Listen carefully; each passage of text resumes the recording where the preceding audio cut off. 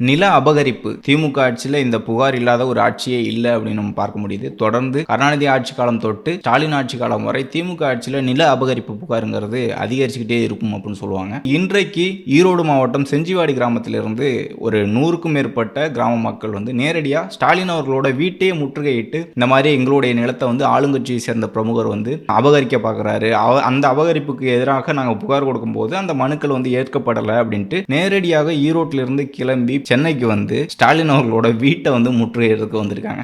இது எப்படி இருக்குன்னு பாருங்களேன். ஏன்னா ஈரோட்டில் நடக்குது இந்த சம்பவம். அங்க புகார் கொடுத்திருந்தாவே இதற்கான நடவடிக்கை எடுத்திருக்கலாம். ஆனா அங்கெல்லாம் நடவடிக்கை எடுக்காத காரணத்தினால தான் நேரடியாக நாங்கள் ஸ்டாலின் அவர்களோட வீட்டை முற்றுகையிடுறோம் அப்படின்ட்டு கிளம்பி வந்தோன்னே காலையிலே போலீஸ் பதறிச்சு, ஏன் இவ்வளோ கூட்டம் வருது, எதுக்காக வராங்க அப்படின்ட்டு கேட்கும்போது இந்த நில அபகரிப்பு புகாரை நாங்கள் ஸ்டாலின் அவர்கள்ட்ட நேரடியாக கொடுக்க போகிறோம், அவங்க வீட்டை முற்றுகையிட்டு நாங்கள் போராட போகிறோம் அப்படின்னு சொல்கிறாங்க. இப்போ இந்த மாதிரியான புகார்கள் தொடர்ந்துகிட்டு இருக்கு.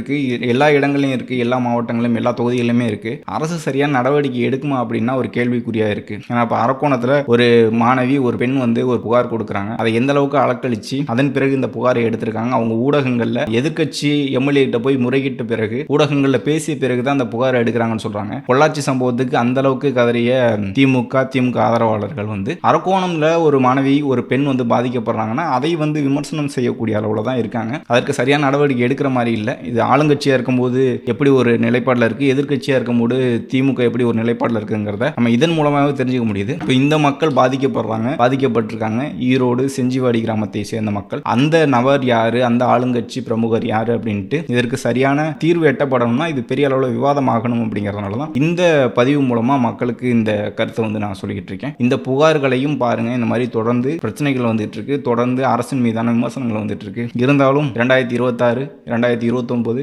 2031 2036ன்னு அடுக்கிக்கிட்டே போகிறார் ஸ்டாலின் அவர்கள். தொடர்ந்து பார்ப்போம். இந்த புகார்கள்லாம் சரி செய்தால் ஏதாவது எதிர்கட்சி அளவுக்காவது வாய்ப்புகள் இருக்குன்னு பார்க்க முடியுது. இது சரி செய்யலை அப்படி இல்லைன்னா வாய்ப்புள்ள ராஜா தான்.